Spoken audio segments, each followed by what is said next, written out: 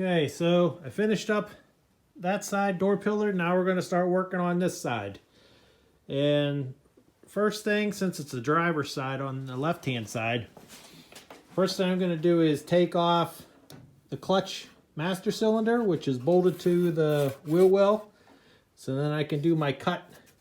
I'm going to cut it the same as I did on the other side. I'm going to cut it along here and go down.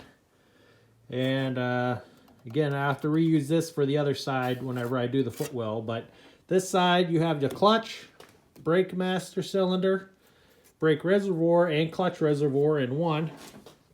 And your steering column that comes up, your steering box. So, since I'm only doing the door pillar now, I think I'm only going to take this. I'll probably take the the clutch master and the brake master. I'm going to take them two off right now. Unbolt these ones, and then I'm going to cut off this side, since I got a better understanding from doing the other side. Alrighty. Alright, so I got the brake master cylinder mount off, and the brake, the clutch, and the brake. And I put a little bag over the feed lines, just so no dust or dirt gets into them. But I have a feeling I'm going to cut these off and replace the ends. Or I think I already did this one. It looks like it's nickel copper. I think I already did this one, which is the brake. The clutch one, I think I'm going to replace that with a new one. Probably the whole way down to the clutch. But anyways, so here's the bucket. It's got nice holes in it. Same here. This is not supposed to be here. This hole and this hole. This one's for your pedal to go through. And there's the... That actually still has the clips on there for the door pillar. And then I took the long seal that goes along the side, which it's like a piece of, makes it look pretty. A seal as in S-I-L-L, not S-E-A-L. So I got the seal off, and this actually stayed on. The other side, it fell right off with the seal.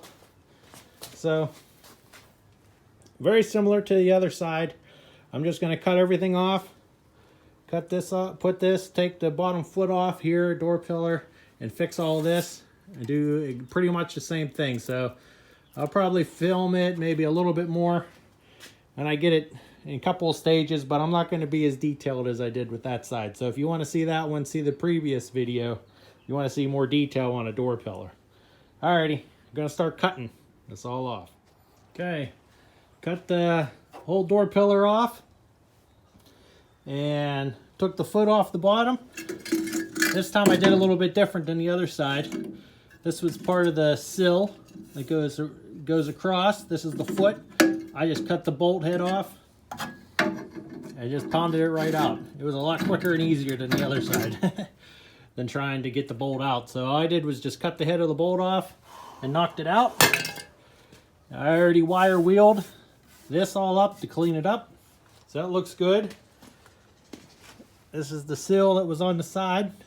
I have to reuse those brackets onto the side of the truck to hold it back on the sill, but they're actually rusted on pretty good to the sill, so I just took it off the other bolts. So anyways, so got that. Gonna cut it here the same as I did on the other side. It makes it a lot easier when you've already done this before. I learned a lot from the other side doing it, so I wasn't so scared to cut whatever off. I knew I'm going to be replacing this part. And the next step is I'm going to box this in and cut and clean this. The same thing I did to the other side. I'm going to cut this off and put a nice piece inside here, so whenever I weld the pillar on. Okay, jump ahead. Here we are. The second door pillar on driver's side is done. And I sprayed in some core seal inside of it. So I still need to put the cap on right here, similar to the other side. The cap piece that's over there. But this pillar is done. It didn't come in. It measured just the same across here, 60 1/4 to right here. But this, you can see the core seal I sprayed here, but I got it all in there the same as the other side. This was kind of blowing out together right here while I was welding it and everything. It's funny because I did the same thing from this side, that side, but this one's a slightly different. It doesn't sit as smooth right here along this curve. But that's okay. It's just a little bump out, so it's not so bad. But so now I can see where I put a sweep in here coming down. It was a lot easier to line up than on the other side where I put a zigzag in there right here. So if I ever do this again in my future, then I'll know to do just a sweep right through here. But anyways, got all that on there and welded in. So I'm happy. Another side done. There it is, all welded in, all solid. Okay, so I'm going to jump over to the other side and I'm going to work on the wheel well on this side. So we'll go over there and talk about that. Okay, we're on the other side. And you can see here where I was just talking about the swoop coming down and I did a zigzag. I should have just did a swoop down like this, like I did on that side. But I'm learning. I learned how to do it, did a little better. But anyways, this is the passenger side. And this is the footwell I'm going to be replacing. From what I can tell is that it's bolted in right here. And the rest it's welded in. There's a lip right here that goes across. And then there's a lip up here. And this is all just the actual footwell itself. You can see here where I already cut it off going along so I could get this in there. And this piece here is actually attached to this part of the door pillar. It was part of the kit. It came with the end, so that's part of the support that goes right along here that holds the the footwell in, that it actually welds to. And I can already see that it's pretty rusty up through here. So I'm definitely going to be cutting this out, this part out, and then I'm just going to make a new lip to come down to the new footwell. So the piece that I was just pointing at is actually part of this backer. So I'll probably cut up into here and weld across here. I think I might just put in a whole new piece, so it has something nice and solid to weld to when I do the footwells over here. So here's the actual footwell. It's actually a pretty big piece of metal, already bent out, and this is the end piece. But I'll show you how this all comes together once I cut. I'm going to cut and unbolt this and take this piece out. Okay, so I cut the wheel well off. I unbolted it here. Then I just cut it across here and cut down along the side. Gave plenty of space before I can drill out the spot welds or grind it of some sort. But this piece is staying right here. And it goes all the way down along the side here. And then I noticed up here, stack of wires here. But Land Rovers, instead of using like a throttle cable, like most cars do, they actually use a shaft with a bunch of rods that come over. There's a rod, I don't know what happened to it.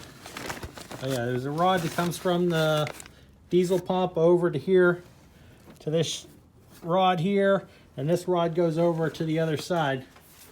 I'll show you.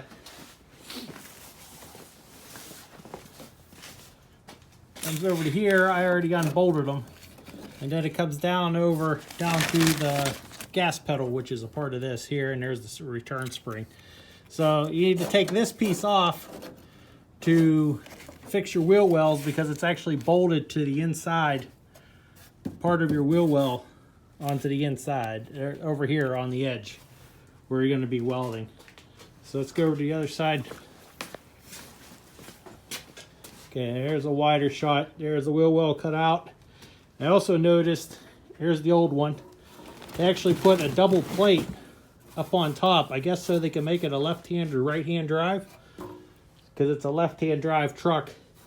So they put an extra plate here with some holes, but then the heater was actually come out of here with the ductwork coming over. But the thing that I noticed, and this is the bottom piece, bottom of it, is they got these weld nuts here on the bottom to put your floorboards in. There's one still on here, sitting there. And this one, the piece that's still left in there, it has one too. So I'm going to see if I need to do weld nuts on this here, because right here on the original, on the new panel, all they put and make is 3 holes right there instead of the bolts. So I have to take a closer look at that and see how it goes. I might have to weld some nuts on the bottom of this to put the floors in, but we'll see. There it is from the inside. All right, the next thing is I'm going to continue taking out the throttle linkage there and cleaning up this space so I have room to work. There's an extra metal brake line that used to be there. It's not being used anymore. I'm going to cut and get that out. But, alrighty. There's the test fit of the new wheel well. You can see it goes up inside there. There's a panel that goes on the end. But I cleaned up here all around. I still left the throttle shaft in there. It's pushed up out of the way. It gives me enough room. So I used a flapper wheel on there, and you can see the spot welds. I'm going to drill these out for the new floor pan to weld to. Wheel well, I mean. And while I was cutting, I noticed the rust just goes all the way up past the wheel well. And it goes into this area right here. So I cut that out, and this was another hole so you could put your steering column through. So I think I'm going to cut this out and just weld a new panel onto here and close that off. And then this, I'm going to close up the back here, come down to meet the new door, the new floor panel. You can see there's that new door pillar, and see how that panel goes right up against there. Look over here. You can see I have rust core seal on there. So what I'm going to do is I'm going to make a panel exactly the same to come over and match up to this one here. Make it the same length as this, going the whole way across, and then go up to here with it, put a bend in it, bring it up to here, down to there. And then I'll be able to have something solid to weld to. And also clean up, it'll close up the back of the luggage area, or whatever that is, the glove box area. And then I'm going to put another lip down here to clean that up. So there it is, test fit. I'm pretty happy so far. So I'm getting a plan to what I'm going to be doing. And so I'm just going to work with that. And next thing I'm going to do is start drilling these all out so I can get as much of the old wheel well out first before I start final fitting and making those replacement panels. Okay, well, that's it for the wheel wells. Thank you very much for watching. Like, subscribe, share with all your Land Rover buddies.